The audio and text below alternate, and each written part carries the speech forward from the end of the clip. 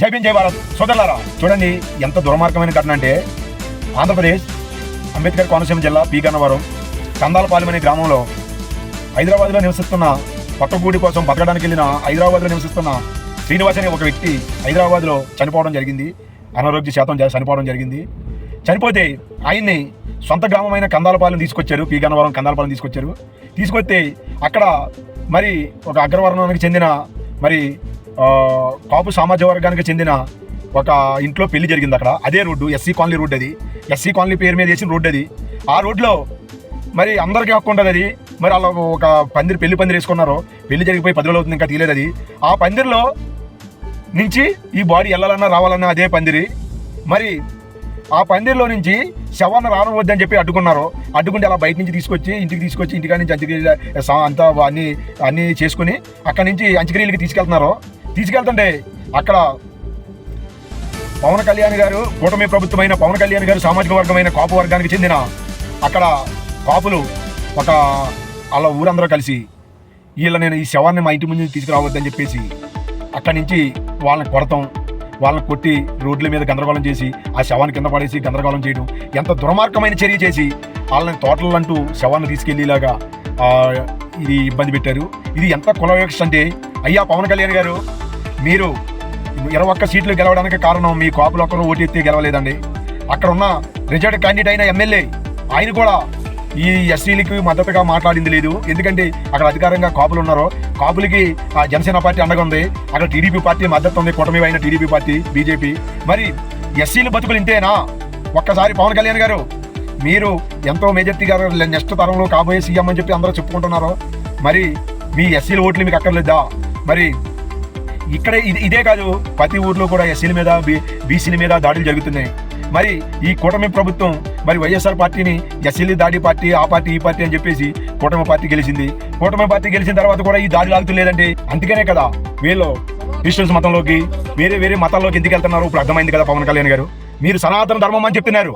మీ సనాతన ధర్మంలో దళితులకి రక్షణ ఏది అండి?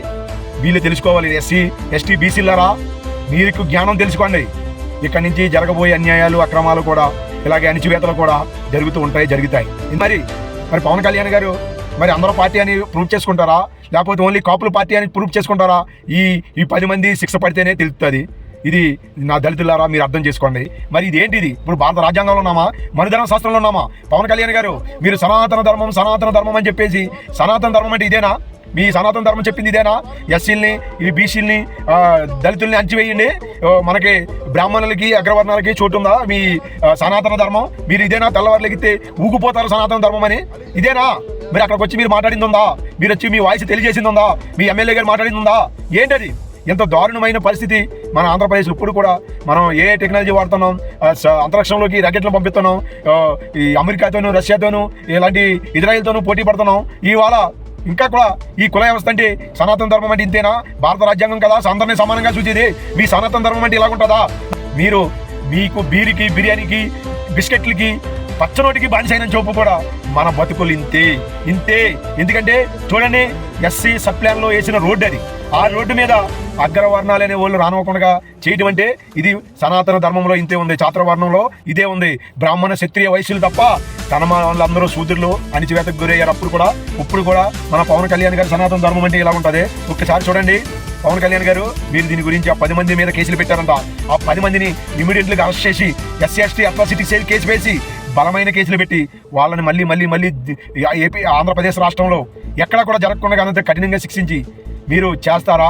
లేకపోతే రాబోయే రోజుల్లో ఎస్సీ ఎస్టీ బీసీలు అందరూ ఏకమయ్యి మీరున్న మీ ప్రభుత్వాన్ని, మీ కూటమి ప్రభుత్వంలో చంద్రబాబు నాయుడు గారు ఈ ఎస్సీలకి కానీ ఎవరికైనా జరిగితే ఇమీడియట్లీగా నేను శిక్షిస్తాను, చర్య తీసుకుంటానన్నారు ఆయన.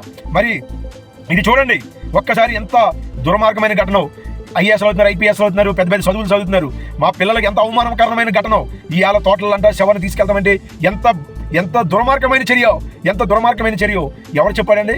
ఇప్పుడు ఒక సిటీ ఉందండి, అక్కడ సావులు ఉంటాయి, పెళ్ళిళ్ళు ఉంటాయి, కథలు ఉంటాయి, కార్యక్రమాలు ఉంటాయి, భర్తలు ఉంటాయి, అన్నీ ఉంటాయి. అవన్నీ కూడా జరుగుతూనే ఉంటాయి. కానీ ఈ మూఢనమ్మకాలు, ఈ సనాతన ధర్మంలో ఉన్న మూఢనమ్మకాలు, బ్రాహ్మణ భావజాలం, బ్రాహ్మణులకు రక్షించే ఈ పంతులు ఏం చెప్తారో ఒకసారి చూడండి. ఈ పంతులు బ్రాహ్మణులను నిందించడము ధర్మాన్ని నిందించడమో ఇవన్నీ కూడా ఎవరైతే చేస్తారో వాళ్లకు హింస తప్పదో వాళ్లకు పరాభవం ఈ సంవత్సరం జరిగి తీరుతుంది అని పరాభవ నామ సంవత్సరం చెబుతోంది.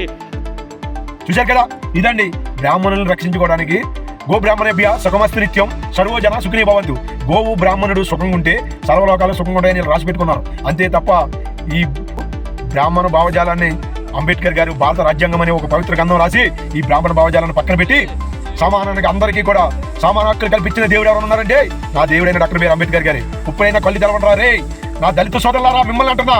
మీరు పవన్ కళ్యాణ్ గారి సినిమా రిలీజ్ అయినా, వెంకటేష్ గారు, నాగార్జున గారు, ఇంకా ప్రభాస్, ఇంకా హీరోల సినిమాలు ఏ సినిమాలు రిలీజ్ అయినా వాళ్ళ రెమ్యునరేషన్ పెరుగుతుంది, వాళ్ళు బతుకుతారు తప్ప మీకు హీరో, మీకు దేవుడు, మీ లైఫ్లో హీరో డాక్టర్ బిఆర్ అంబేద్కర్ ఒక్కడే.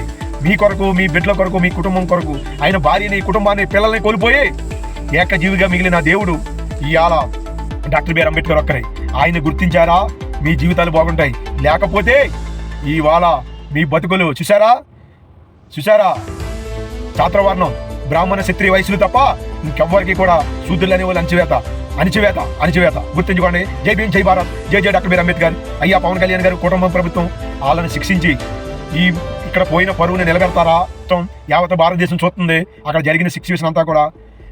ఇవాళ ఒక ఇంట్లో పెళ్లి జరిగితే పక్కింట్లో సావు నడుస్తుంది. ఈ ఇంట్లో పెళ్లి గురించి ఆ సావుని ఆపేస్తారా? ఏం చేస్తారు మీరే చెప్పాలి.